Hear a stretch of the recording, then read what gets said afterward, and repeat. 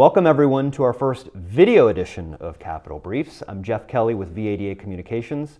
Today with us is Mimi Perka. She is VADA's new Director of Legislative and Legal Affairs. Mimi, welcome to the first video Capital Briefs. Thank you, it's good to be here. Yeah, we're kind of innovating and learning as we go here, but what we wanted to do is the Virginia General Assembly convened on January 8th. They are now in action looking at over 2,000 pieces of legislation. Several of those could impact dealer operations. So we wanted to bring everyone up to speed as to what we're seeing. Before we get there though, Mimi, tell us a little bit about your background. I know you were at a private practice. You've had a little bit of interaction with auto dealerships. Tell us about yourself. Yep, so my name's Mimi Perka. I grew up in Clark County, Virginia, which is in between Winchester and Loudoun County. That was my next question. Yeah, it's a really small town. My mom was actually the Commonwealth's attorney there for 19 years. So I knew a little bit about the practice of law, but only criminal law.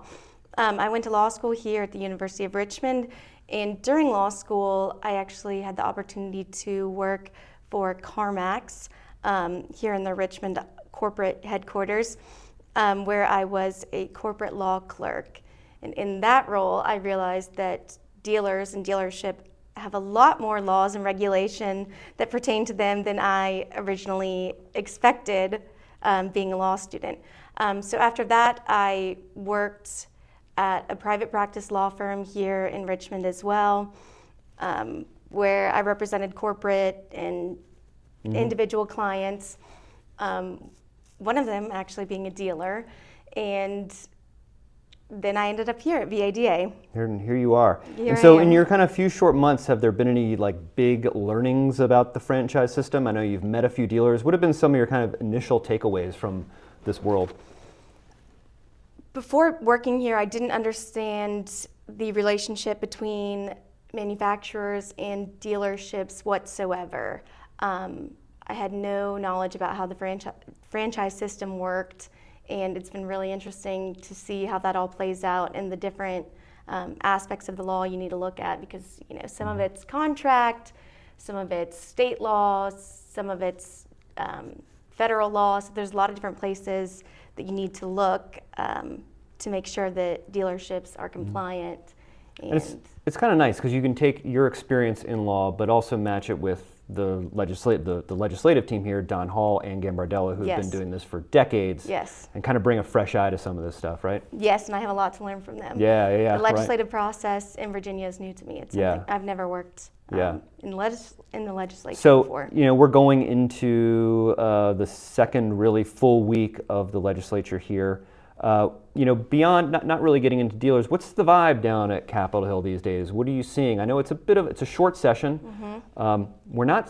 From my view, we're not seeing a lot of huge legislation though moving through the GA. What's kind of your view? What have you seen down there? It's busy. Yeah. It's busy. There are a Yeah. lot of people there every day. The halls are packed. Everyone's waiting in line to get meetings with legislators. So it's been tricky, but Yeah. we're rolling with the punches. We're doing what we can. So far, so good. I'll be interested to see how the rest of it shakes out. Yep. So I want to dive into some of the VADA specific legislation. I think the place to really start is with what we're calling our priority legislation, right? So this is House Bill 1683 and Senate Bill 1308. Yep. Before we get into the specifics, can you outline what the problem is, right? What is the problem that VADA is trying to solve on behalf of the dealers?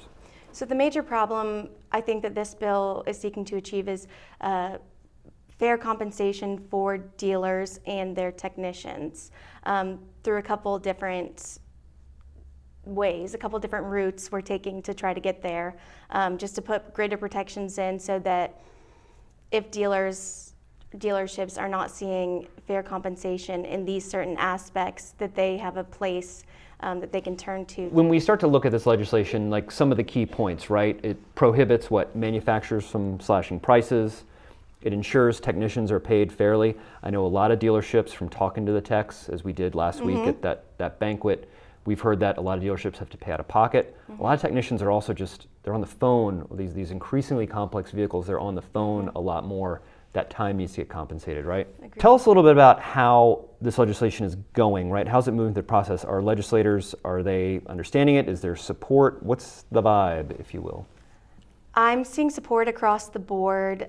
So far in our conversations, I would say the greatest issue that we're facing is educating some of the newer legislators on the franchise system. So we're setting up meetings and trying to get them involved in understanding the industry and the issues that our dealerships are facing. Yeah, gotcha. And I know if you're viewing this video before January 29th, you should sign up to attend Dealer Day at the Capitol. You should absolutely sign up to attend Dealer Day at the Capitol. It's going to be really fun. It is fun. It's you start at the Hilton, you get a free lunch, and then you go down to the Capitol and lobby, and it's really amazing to be in that environment and just see so many different trade groups and special interest groups and meet legislators. It is really where, if you want to know how politics works, it is at Dealer Day. So if you're viewing this before the 29th, be sure to get there. So there is some additional legislation that's out there, kind of beyond the primary bill, stuff that we're generally tracking. Tell us a little bit about this Virginia Consumer Protection Act amendment and what it would mean for dealers.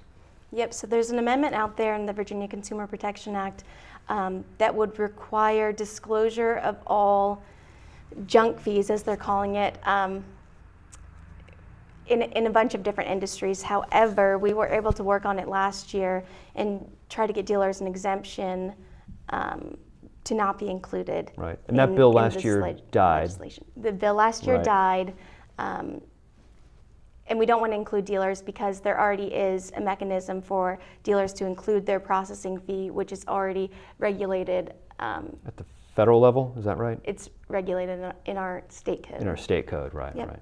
And then there are two other bills. They're each different, but one is concerning safety inspections, the other on decals. Start with the safety inspections one from Delegate Batten out of Williamsburg. Yes, so this safety inspections bill is interesting. It would allow consumers who have purchased a new vehicle, so say a 2025 year make, but actually this has a delayed Enactment to July date. 26th. Yes, so maybe you purchase a new 2026 vehicle, and it's inspected by the dealership and receives the sticker that it's good to go for the next year. This bill would allow that inspection sticker to be good for the next 2 years. 2 years. Instead of just the first year. And then going forward, would it be every two, every one? It would be every one. Every one. So what's the reason for the two? Just because it's good to go? I think because they're new cars. Okay, good. Oh, I like it.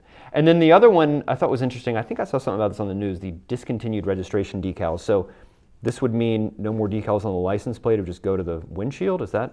No, yes, this would mean no more decals on the license plate, but it would just be getting rid of the stickers. The process would still Be the same. Be the same with the DMV. You would still have to go to the DMV or do it online, where you would have to renew your registration. But this would save, I think the idea is to save money with it would also stickers. save forgetting that I have a sticker on my license plate and getting pulled over. Exactly. It's just such an easy place to miss, that one little sticker. And there were some comments about that in committee about how legislators were saying that they're not sure that they would know to renew their registration, but for the sticker on their license plate reminding them to. Right, exactly. So I know, the DMV commissioner stepped in and he had some comments about how they're looking at the process and trying to make it easy and effective if this is to be enacted. I know the DMV commissioner is also working on